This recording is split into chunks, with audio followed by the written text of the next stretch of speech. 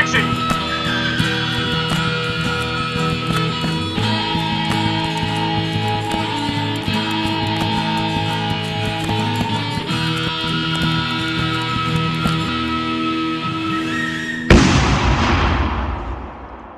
Okay, so I'm sitting here in my driveway, waiting to get a call, and there are a lot of people out right now.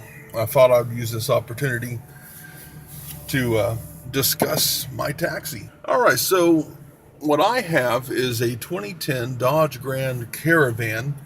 It's one of the lower models, like a 3.3 liter V6 engine.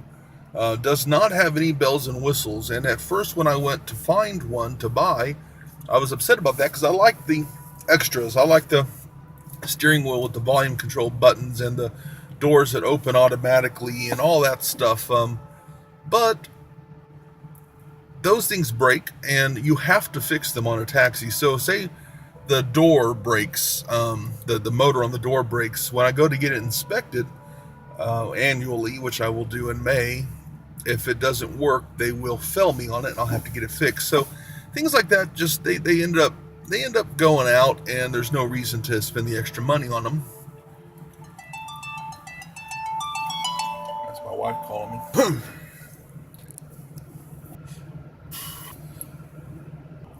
I have no idea where I was. So my taxi, I ended up buying from Yellow Cab. Well, how it worked is I worked for quite a while for Yellow Cab, leasing a vehicle from a really great guy named Kelly, and he has two vans, and I leased number 205, and then when it broke down I got 94, and then when that one broke down I got back into 205, and we kind of did that dance for about 9 months, and it was great. I enjoyed it. I was paying about $480 a week in tariff, and that included all maintenance. So all I had to do was pay for gas on top of that. So right about $600 a week or so in expenses.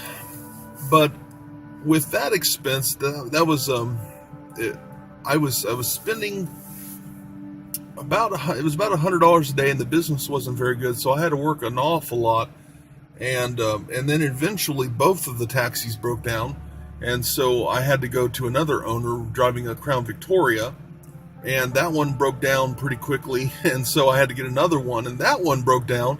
And so the only other one available, one of the taxi drivers had died in it.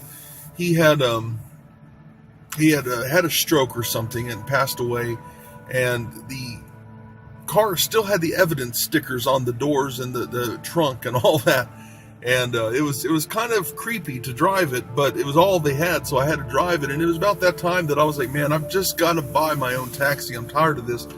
So I went out and found one after a lot of work, and I had one of the managers at Yellow Cab drive it and check it out, and he said it was in great condition. So they bought it for me with a loan, and so I have to pay back that loan. And so that's pretty much how it works. So this is my taxi, and I love it.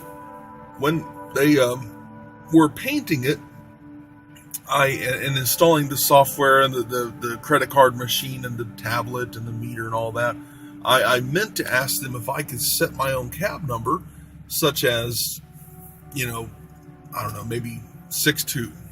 Galatians 6:2, bear each other's burdens and so fulfill the law of Christ. I love that scripture. But I asked too late. They had already assigned me cab number 100. 00 is what they call it. And I thought 100 is great. Psalm 100 is a wonderful psalm. And so anyway, let me show you my taxi real quick. I'll go ahead and get out. All right, well, here's my taxi. Of course, you've seen pictures of it on, the introduction and all that. It's in good shape, minus the accident we had. We just did the brakes on the front. I need to do the brakes on the back. That they're starting to squeak. Muffler has a little bit of an issue I've got to get fixed. And there's a little bit of whine in the engine, which I believe is the power steering, which is, these are little things. They really are. But anyway, so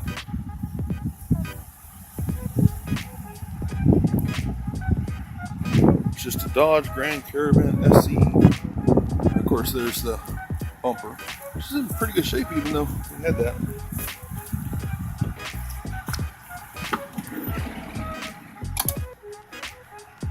So you come in, you've got some seats. Everything's stow and go. So this whole thing goes flat. They fold into there. And then I've got the storage down there, which I hold tools and stuff. Then I've got my sign.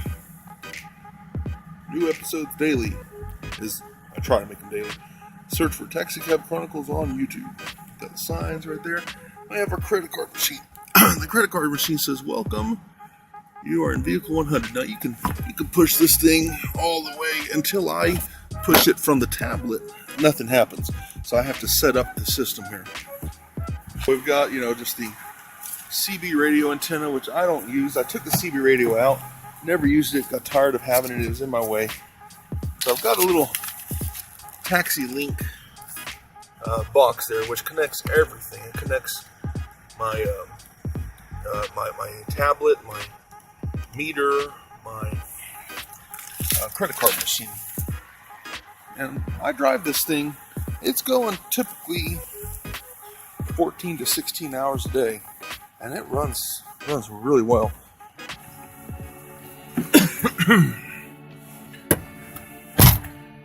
All right, so back in the car, and we've got our meter there, and we have our hanging licenses there, which we had to have displayed, and then we have the cross, which was made by Merle, a homeless guy who walks around, finds wood, and shapes it and sells it for $5 a piece at a church called Church Under the Bridge. So pretty cool. The meter, I turn it on. I'm not going to right now because when I turn on my meter, it acts as if I have a call, and so I'm not eligible to get another call. And right now, I'm waiting for a call amongst all those taxis. But I turn it on, and then I add $1 per person that's in my car on top of the first person. The first person's free. And then I turn the time off. And so when I want to wait, when I'm waiting on somebody, we're at 7-Eleven, Walmart, whatever, I turn the time off. I turn it on, and so it racks up 50 cents a minute. Otherwise, it's off. Now, in San Antonio, they charged when you were going 5 miles below the speed limit or less, the meter is running constantly. So if you were stopped at a red light, you were stopped in traffic, you're stopped at a train, then the meter's running. And that doesn't happen here, so that's good. San Antonio is also more expensive to take a taxi. I have my little holder there, which I use to hold the cell phone, maybe to do some shots from the road, things like that. Then I have my pen holder here. I've lost my black pen, my zebra pen, which I love, so I have to use Stacy's purple pen. It's kind of embarrassing. And then I have my cell phone holder, which is just Velcro. Holds my cell phone well. And then we have the Ninja Turtles. This is Stacy's deal. She loves Ninja Turtles. I am Groot. I am Thor. I am Groot. They keep us company, alright? Boring sometimes driving a taxi. It's lonely. Alright, so going to the tablet system. It's just a cheap tablet. You can buy them for $50 probably just about anywhere. Unless you break this one and you have to buy it from the taxi company, and then it is $300. Unless you have to get a loan from them, which is 20% interest, then it's $360. So that's kind of the way the cab company is, unfortunately. They like their money. So we have our dispatch system here, which is pretty good. So this right here, I am in Zone 80. The city is broken up into a series of zones. Zone 84 is about a mile away from me, and it spans a couple of miles. 603 is in Midwest City, which is a long ways away. 404 is Moore, which is where the tornadoes hit 3 years ago, and on and on. So these span the whole city, and if we can kind of go to a different area, the city view. Oops, get back into the drive link. So we go to the city's view, and we can kind of look. You can kind of see how this spans the whole area. You've got 80, and then 54, which is kind of that way, 81, 85, 84. So it just, it kind of spans the whole city. It's more of a view. If you can look in reference, right, there's 80, that's where I'm at. Way over there, 604, that's Midwest City area. and 500 is kind of Dell City area, and then down here 93, 400 and below is all the way down there is Moore.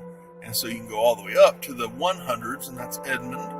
And then, so that kind of spans. And if when you learn these zones, it helps you make money, because most of the time, the cab company, the dispatch system is automatic. So it's going to come, when a call comes in, you call the company and you say, okay, I need a taxi, and this is my address. It's going to go to the person closest to you. It'll say, okay, the computer will say this is in zone 84. Is there anybody in zone 84? Well, no. Okay. Is there anybody in zone 80? Yes, that goes to that person. All right. And so that's the way it works. So usually it's not going to give me, sitting in zone 80, a call to 603. Now, on the other hand, in the mornings early, there is nobody on the board. There's usually maybe 4 taxis, if that. Right now, there's an awful lot. Like zone 45 there, for instance, there are 2 taxis, 2T. And so, there's a lot more than just sitting right here. You have like 2 and 87 and on and on. So there's a chance when there's nobody out there that the call will come to you. So it's good to know if a call comes to you and it's a zone 603 and you're sitting in zone 80 to not take it unless you want to drive for 15 to 20 minutes. And that's something you learn over time. Now, oftentimes when a call comes up, say there is nobody close to 603, nobody whatsoever, and they have this call on the board, it'll come up here and it'll be red. And if it's red, you can touch it and bid on it. And if you bid on it, it'll come to you. There are 3 zones that never are dispatched. Typically, never dispatched. They don't go to any one driver. It's zones 700, 800, and 900. 700 is Newcastle Casino, which from my house is about 12 to 13 minutes away. And it's usually between a $20 to $50 call. And then the 800 is Riverwind Casino, which is about 30 minutes away from my house right now, 30 to 35 minutes. And that's way down in Norman, which is past Moore. It's a long ways away. And that's anywhere from a $40 to $60 call typically. And then 900 is anywhere else that we don't have zones. So a 900 call could be Shawnee, it could be Hera, it could be El Reno.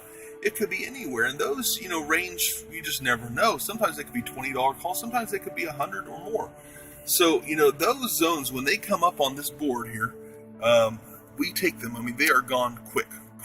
So we keep our eyes on this board at all times while we're sitting around waiting, because if anything comes up that we could use like that, we will snatch it.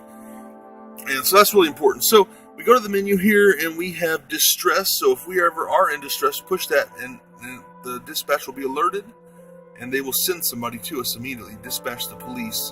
Mail shows mail that they've sent to us. Like, I need some of these people picked up, please. I have a few of you sitting. Please help me out and get them picked up. That was this morning. And then we have updates. If you ever need updates, same thing there. Fare history kind of keeps a history of our fare transactions. Shows transactions and things there that I've done. Aside from that, we've got out of car. So if I want to take a break, I push that. It'll say out of car. Okay, cancel. I don't want to be out of car. And you won't get a call while you're out of car, but when you come back in, you will be in line where you are now. So if another person comes into 80, they're going to be pushed back. They might show that they're number 1, but when I come back in, they're going to be number 2. So that is the dispatch system. I will show you more when I get a call, which will hopefully be very soon. All right, so I got a call, and so you got 22 seconds. All right, I'm going to accept it. Zone 35, which is not too far away. It's Top Hat Laundry, which I can show this because it's a business. I wouldn't show this if it were a personal residence. So 1145 North Rockwell. I got this one because I'm a van, no doubt about it.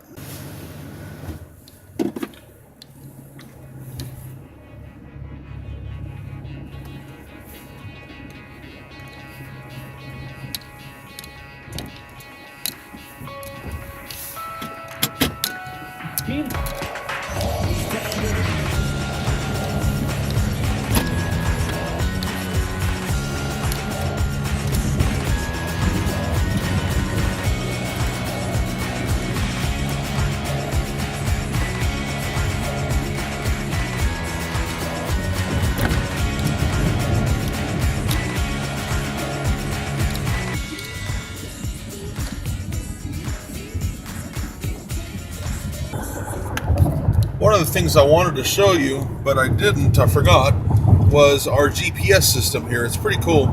It's just Google Maps, but the way they have this set up is pretty neat here. So you've got this little icon over here. It's a little compass. Push that compass, and it comes up automatically where you're going. So you just kind of follow it. It tells you how far away you are, how long until you get there. It's very helpful information. If you're 15 minutes away, it's good to call the customer and say, this is how far away I am. And sometimes you'll see a message come up on your screen. It'll say ETA requested. And so you know that the customer's called in and asked for an estimated time of arrival. And so you just kind of push the map and see how far away you are, how long you are. I always take a couple minutes off because I typically go a little faster than the speed limit. And I always beat that map. It's kind of a goal for me. It's like a game, You tell me 10 minutes. Yeah, right. I'm going to be there in 8 minutes.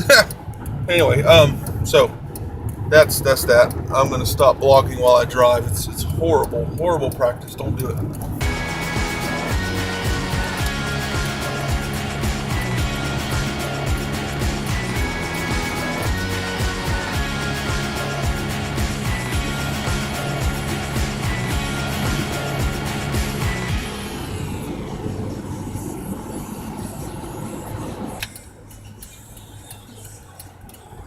Here I am,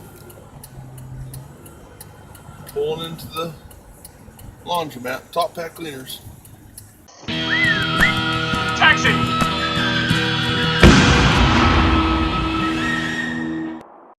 So thank you for tuning in today. Subscribe and like my channel for more. Check me out on Facebook. Check me out on Patreon.